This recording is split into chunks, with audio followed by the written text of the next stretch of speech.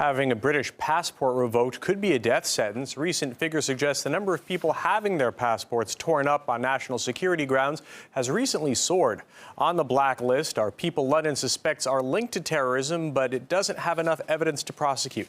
Some of the former British nationals have been allegedly detained, tortured, or even killed abroad. Let's take a closer look now. British-born Mohammed Sakr had his citizenship revoked almost 3 years ago. He just turned 27 when he was killed in a U.S. drone strike in Somalia.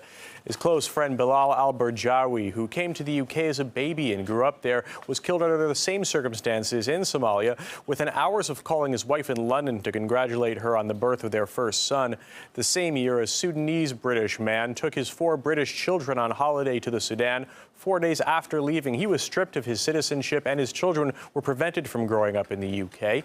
In another case, a British-born family, including 3 kids, all stuck in Pakistan after losing citizenships while they were there 2 years ago. Let's go now to London, where RT's Andrew Farmer spoke with the journalist behind the investigation.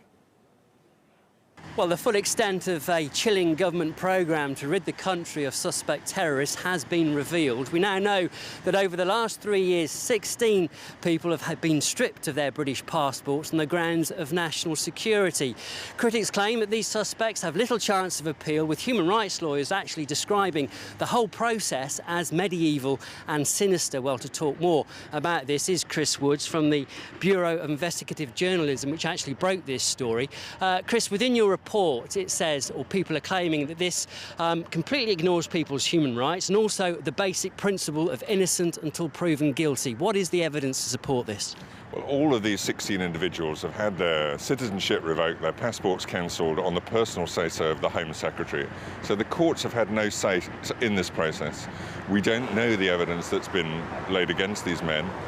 And even if they are able to get an appeal, which is very, very difficult, that appeal will mostly be heard in secret, and again, those affected and their lawyers may never know the true extent of the evidence against them. So it's a very secretive process in which the rule of law really does seem to be absent in some places. And that's been commented on by judges sitting and looking at this process, some of whom have raised the point that the government has waited until people have gone on family holidays, for example, before stepping in and removing their citizenship, effectively locking the door behind people, and not only locking those affected out of the country, but their families as well, their children who are British-born, unable to come back into the country without separating the families and so on. So this can have very serious implications far beyond the individuals affected. As we know, 2 of these suspects have actually been killed by US drone strikes. Is that a coincidence? There's no proof yet of any direct connection between those events, but certainly people are asking questions. It is clear that those people died after their citizenship was removed as part of an active targeting by the United States. And again, neither of those individuals were ever charged with any offence in the UK. We know they were accused of serious terrorist offences, but there were no charges ever laid against them. The government's response so far has been to say that citizenship here in the United Kingdom is a privilege and not a right. They're sticking by their guns. They're saying that these are all cases where the government has acted because of their concerns about the threats that these individuals represent to the United Kingdom. So in the Home Office's view, they've done the right thing and they're sticking by their action. OK, Chris, thank you. We will have to leave it there. It is worth pointing out that the government has had these powers since 2002, although it is this current government that has really ramped up its use. And over the last 3 years, the number of cases has increased from 6 to 21. And of course, as we've heard, the government only has to publicly justify what it's doing on the grounds it is in the interest of national security. More examples of a British-US connection. Last June, a former London-based care worker, Mahdi Hashi, lost his citizenship and was allegedly pressured by British Secret Services to work as an informant. After rejecting MI5's offer, he was reportedly secretly sent to the US, where he's apparently facing terror charges. We caught up with his father, who says his son is being unfairly persecuted.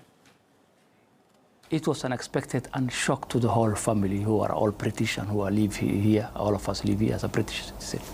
But it was all of a shock to us. We are wondering how it can be like that for someone just to be, his citizenship just to be revoked like that. The British citizenship has been removed from him while he was out of the country. He was away, and it was even hard for us to contact him to appeal against the case.